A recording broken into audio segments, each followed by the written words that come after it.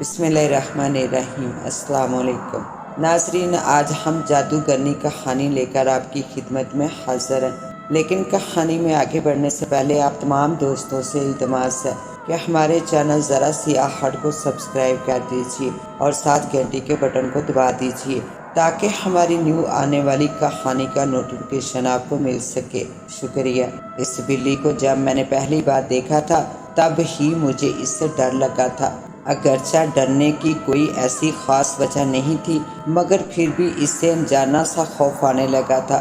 جب میں نے اسے پہلی بار دیکھا تھا تو میڈم اس سے باتیں کر رہی تھی۔ وہ ان کی میز پر ان کے سامنے بیٹھی تھی۔ میڈم اپنی کرسی پر بیٹھی اس کی آنکھوں میں آنکھیں ڈال کر یوں باتیں کر رہی تھی جیسے وہ بلی نہیں کوئی آدمی ہو۔ تمہاری سب سے بڑی خرابی یہ ہے کہ تم ہدایت کو غور سے سنتی نہیں، اسی وجہ سے اس پر مکمل طور پر عمل درآمد نہیں کر پاتی۔ اپنی یہ کمزوری دور کرو۔ بلی کی نگاہیں بھی ان کی نگاہوں سے ملی ہوئی تھی۔ میڈم کہہ رہی تھی، میں یہ نہیں کہتی کہ تمہاری کمزوری ایک دن میں ہی دور ہو جائے، کوئی بھی کمی یا خامی ایک دن میں دور نہیں ہوتی، آہستہ آہستہ دور ہوتی ہے۔ کوشش کرو، کرو گی نا کوشش؟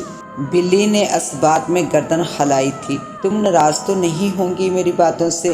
انہوں نے سوال کیا۔ بلی نے نفی میں گردن ہلا دی۔ شاباش، اب جاؤ، مگر دیکھو زیادہ دور نہ جانا، بس اتنی دور رہو کہ میں بلاؤں تو تمہیں آنے میں دیر نہ لگے۔ میڈم کی بات ختم ہونے پر وہ کھڑی ہوئی اور تعظیمی انداز میں اس نے اپنا سر جھکایا اور اچھل کر میز سے نیچے اتر گئی۔ میں دور کھڑا یہ تماشا دیکھ رہا تھا۔ دراصل میں میڈم سے ملنے ان کے دفتر پہنچا تھا، مگر ان کی بلی سے گفتگو کے دوران ٹھٹک گیا تھا۔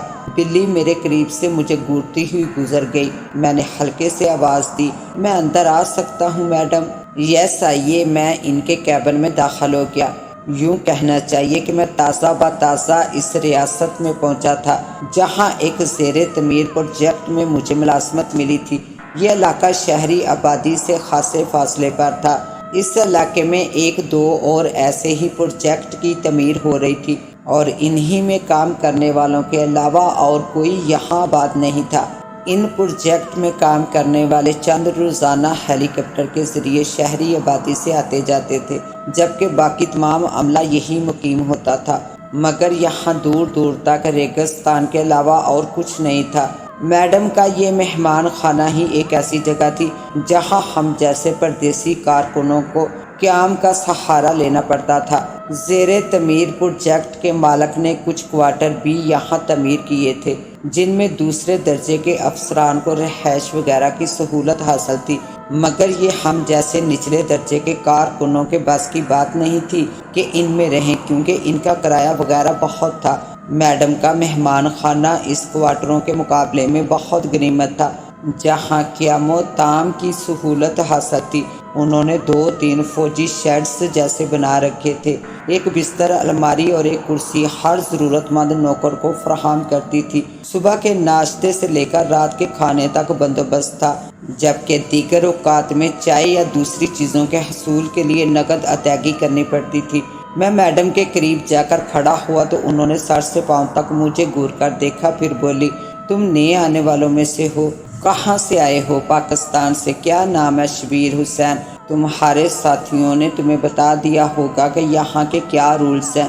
جی ہاں۔ اپنا پاسپورٹ لائے ہو؟ جی ہاں۔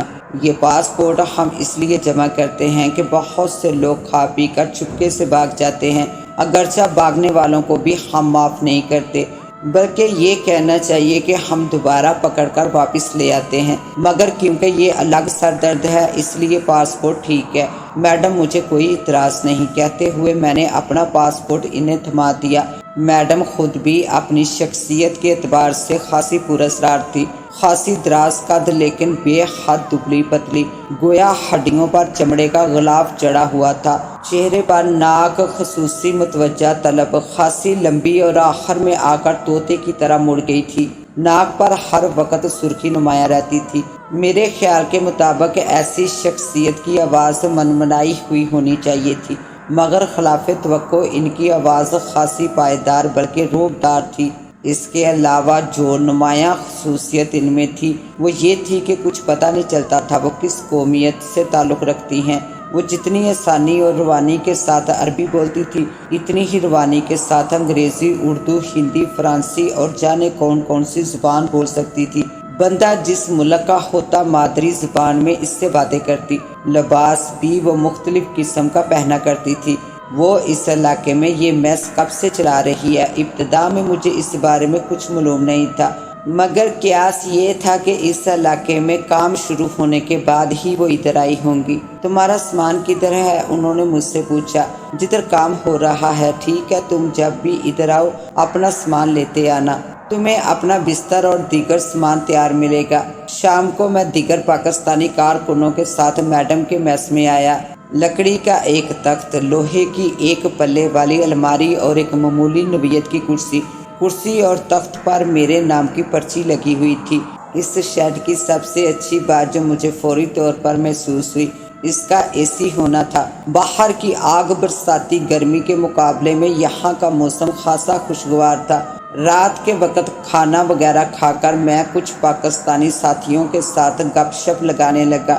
تھوڑی دیر بعد آدھی بتیاں گل ہو گئی تو گل شیر خان بولا، جاؤ اب اپنے بستر پر چلے جاؤ۔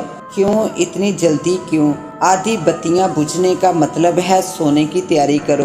کوئی ضروری نہیں ہے، جب ہمارا دل چاہے گا سوئیں گے۔ نہیں شبیر حسین، یہاں سب کچھ یہاں کے اصولوں کے مطابق کرنا پڑتا ہے، گل شیر نے دھیمے لہجے میں کہا۔ ابھی بلی گشت کرے گی اور پھر ساری بتیاں گل کر دی جائیں گی۔ بلی گشت کرے گی، اس کا کیا مطلب ہوا؟ یہ میڈم کی خاص بلی ہے، وہ گشت پر آتی ہے اور اگر کسی کو اس کے بستر پر نہیں دیکھتی میاؤں کر کے دمکاتی تو نہیں۔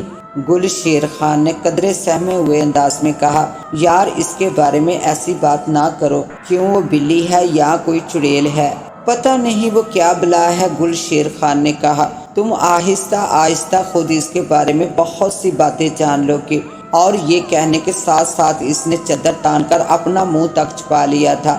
ذرا دیر بعد بلی آئی، بستروں کی قطار کے درمیان سے گزرنے لگی۔ سارے لوگ اپنے اپنے بستروں پر دم سادے لیٹے رہے۔ میں بھی ان کی تقلید کر رہا تھا، مگر ذرا سی چادر سرکا کر بلی کو دیکھنے کی کوشش کرتا رہا۔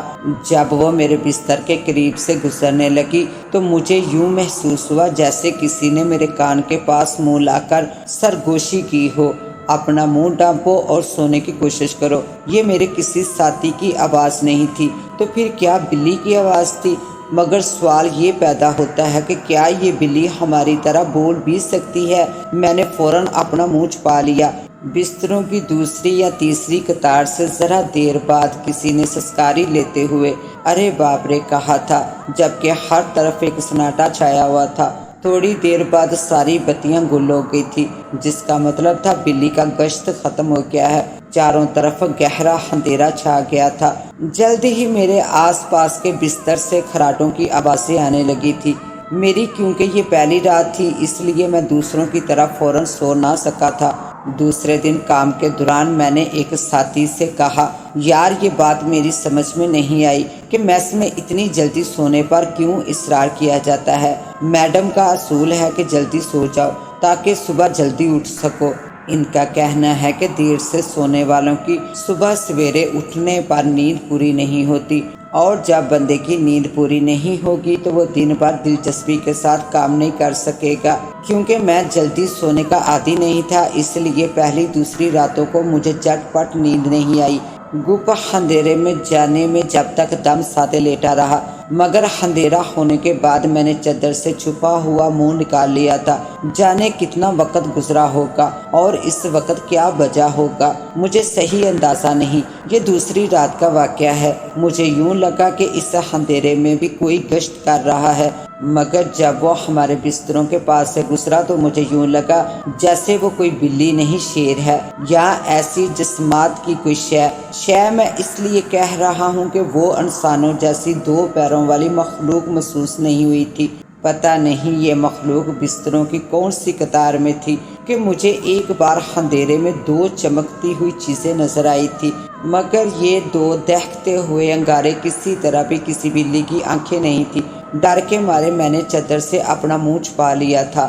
ہاں یہ بتانا تو میں بھول ہی گیا کہ پہلی رات گزارنے کے بعد دوسری صبح ناشتہ کرتے وقت ایک ساتھی کو میں نے اپنی دائیں پنڈلی کو بار بار سہلاتے ہوئے دیکھا جو سرخ ہو رہی تھی اور لگتا تھا جیسے وہاں کوئی گہری چوٹ لگی ہے۔ میں نے اس سے پوچھا کیا ہوا ہے؟ اس کے منہ سے بے ساختہ نکلا تھا بلی، مگر وہ ایک دم چپ ہو گیا تھا، جیسے اس نے بھول کر یہ لفظ منہ سے نکال دیا ہو۔ دوسرے ساتھی کھانے میں اس طرح مشغول ہو گئے جیسے کسی نے کچھ سنا ہی نہیں ہے۔ اس لمحے بلی سامنے سے آتی ہوئی نظر آئی۔ وہ ایک جگہ آ کر یوں بیٹھ گئی جیسے ہماری نگرانی کر رہی ہو۔ سائڈ پر پہنچ کر میں نے کام کرنے کے دوران ایک آدمی سے پوچھا، اس کی پنڈلی سے بلی کا کیا تعلق؟ اس نے ادھر ادھر دیکھ کر دھیرے سے کہا، رات تم نے ایک ہلکی سی چیخ سنی تھی نا؟ ارے باپ رے، ہاں سنی تھی۔ وہ غالباً مکمل طور پر بستر پر دراز نہیں ہوا ہوگا، لہٰذا بلی نے اس کے پیر پر پنجہ یا منہ مار دیا ہوگا۔ مگر یار وہ بلی نہیں بلا ہے، اپنا کام کرو۔ کہتے ہوئے وہ اپنے کام میں مصروف ہو گیا۔ چند روز بعد گل شیر خان سے میری اچھی خاصی دوستی ہو گئی تھی۔ اس کی وجہ ایک یہ بھی تھی کہ یہ میرے ہی شعبے میں میرے ساتھ کام کرتا تھا۔ دوسری وجہ یہ تھی کہ اس کا بستر میرے بستر کے ساتھ میں ہی تھا۔ گل شیر خان سرحد کا ایک پٹھان تھا، مگر کراچی میں ایک عرصہ تک رہ چکا تھا، اس لیے بڑی صاف اردو بول سکتا تھا۔ میں نے آہستہ آہستہ کام کے دوران اس پر اسرار بلی کے بارے میں اس سے معلومات حاصل کرنا شروع کر دی۔ یہاں کے متعلق اسے بہت سی باتوں کا علم تھا۔ ایک دن میں نے اس سے پوچھا، یار گل شیر خان، اس میس میں سب لوگ بلی سے اس قدر کیوں ڈرتے ہیں؟ وہ بلی نہیں ہے، بلا ہے، یہ تو سبھی اس کے بارے میں کہتے ہیں، مگر ایسا سمجھنے یا کہنے کی وجہ؟ یار وہ بہت خطرناک بلی ہے، شیر سے بھی زیادہ خطرناک۔ آخر اس کی کن باتوں کی وجہ سے اسے ایسا سمجھا جاتا ہے؟ اس کی کچھ باتوں کا اندازہ تو تم بھی لگا چکے ہوں گے، جبکہ اس کی بہت سی باتوں کا علم بہت سے لوگوں کو نہیں۔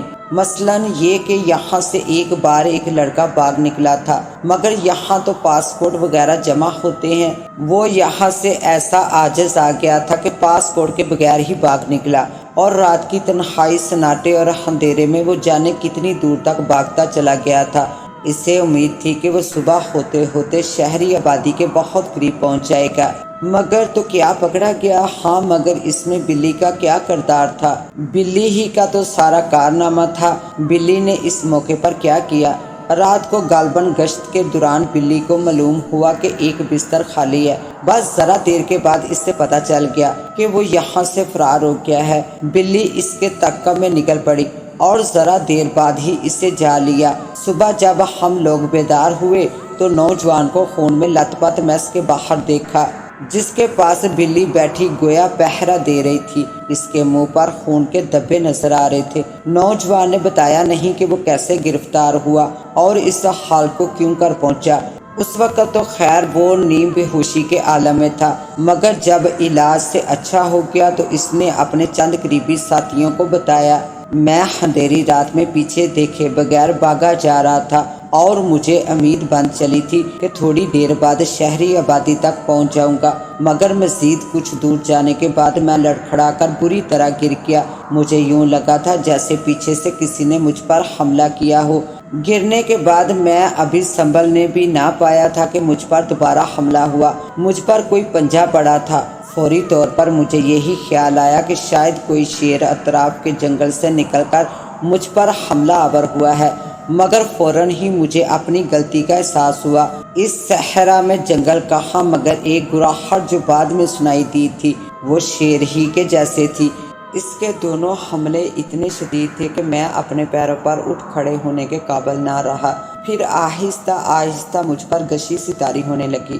جانے کتنی دیر بعد میرے حواس کچھ بحال ہوئے تو مجھے یوں لگا جیسے مجھے کسی نے اپنے منہ میں دبا رکھا ہے اور اسی حالت میں آگے بڑھ رہا ہے۔ یوں سمجھیے بلی جس طرح اپنے منہ میں اپنے بچے کو دبا کر ایک جگہ سے دوسری جگہ لے جاتی ہے، بالکل اسی طرح مجھے کوئی لے جا رہا تھا۔ میں اس کے علاوہ اور کچھ نہ سوچ سکا کہ شیر مجھے اپنی غار تک لے جا رہا ہے۔ وہاں لے جا کر مجھے چیر پھاڑ کر کھا جائے گا۔ اس تصور کے بعد مجھ پر ایسا خوف طاری ہوا کہ میں دوبارہ بے ہوش ہو گیا۔ تو مجھے دوبارہ ہوش آیا تو میں میس کے سامنے پڑا تھا۔ یہ منحوس بلی میرے سامنے بیٹھی اپنے منہ پر جمے ہوئے قطرے چاٹ رہی تھی۔ یہ واقعہ سن کر میرے بھی رونگٹے کھڑے ہو گئے۔ واقعی یہ بلی نہیں بلا ہے، میرے منہ سے بے اختیار نکلا۔ ذرا دیر تک سناٹے میں رہنے کے بعد میں نے کہا، گل شیر خان یہ سب کیا ہے؟ یہ سب سے تمہاری کیا مراد ہے؟ یہی بلی، یہ میڈم اور یہ میس وغیرہ؟ بات دراصل یہ ہے شبیر حسین کے زیادہ پیسوں اور بہتر مستقبل کے خیال سے ہم تم جیسے مجبور لوگ اس بیابان میں چلے آئے، مگر یہاں آ کر جب انہیں محسوس ہوتا ہے کہ وہ دولت کے لالچ میں آ کر جہنم کی چار دیواری میں قید ہو گئے ہیں تو یہاں سے بھاگنے کو ترجیح دیتے ہیں۔ شروع میں یہی ہوتا رہا، اکثر آنے والے موقع ملتے ہی بھاگ کھڑے ہوتے ہیں۔ اس چیز کو روکنے کے لیے ان پروجیکٹ کے غیر ملکی ٹھیکیداروں نے یہ بندوبست کیا ہے۔ تمہاری یہ بات کچھ بھی سمجھ میں نہیں آئی پیارے، یہ بندوبست سے تمہاری کیا مراد ہے؟ میں تمہیں سمجھاتا ہوں، گل شیر خان نے کہا۔ یہ میڈم جس کا نام جانسن ہے حقیقتاً ایک جادوگرنی ہے، لندن کے نواح میں رہتی ہے۔ میری جانسن سے اس سلسلے میں ملے اور صورتحال کا ذکر کر کے اس پر قابو پانے کا مشورہ طلب کیا، جس پر وہ یہاں آ کر اس میس کی مالکہ بن کر حالات کو کنٹرول کرنے لگی۔ یعنی اس نے یہاں آ کر یہ میس تعمیر کیا؟ نہیں، میس تو ٹھیکیداروں نے تعمیر کروایا تھا اور وہی اسے چلاتے بھی تھے، مگر میری جانسن، میرا مطلب ہے میڈم نے یہاں آنے کے بعد اپنے معاوضے کے طور پر پورے میس کو اپنی ملکیت بنا لیا اور اپنے اصولوں پر اسے چلانے لگی، اور یہ بلی، اس بلی کو وہ اپنے ساتھ لائی تھی۔ ہاں، خیال یہی ہے کہ یہ خاص بلی وہ خاص طور پر اس لیے اپنے ساتھ لائی ہے کہ یہاں کے حالات پر اس کے ذریعے کنٹرول کر سکے۔ اس کے بعد بھی وقتاً فوقتاً اس بلی اور میڈم کے بارے میں مجھے کچھ نہ کچھ اطلاع ملتی رہی۔ میرے وہاں پہنچنے کے 1 سال بعد ہمارے گروپ میں کچھ اور لوگ آئے۔ گروپ میں نے اس لیے کہا کہ ہم لوگ یہاں جانوروں جیسی زندگی گزارتے تھے۔ نئے آنے والوں میں ایک آدمی عبدل بھی تھا۔ نام تو اس کا عبداللہ تھا، مگر وہ عبدل کے نام سے ہی پکارا جاتا تھا۔ بنگلہ دیش سے آیا تھا۔ اس کے بارے میں بعد میں ہمیں آہستہ آہستہ پتہ چلا کہ وہ بڑا پہنچا ہوا ہے۔ پہنچا ہوا سے میری مراد وہ کہیں اور پہنچا ہوا نہیں تھا، بلکہ میرا مطلب ہے وہ خاصا گیانی دہانی تھا۔ میڈم نے بھی اسے خوفزدہ نگاہوں سے دیکھا تھا۔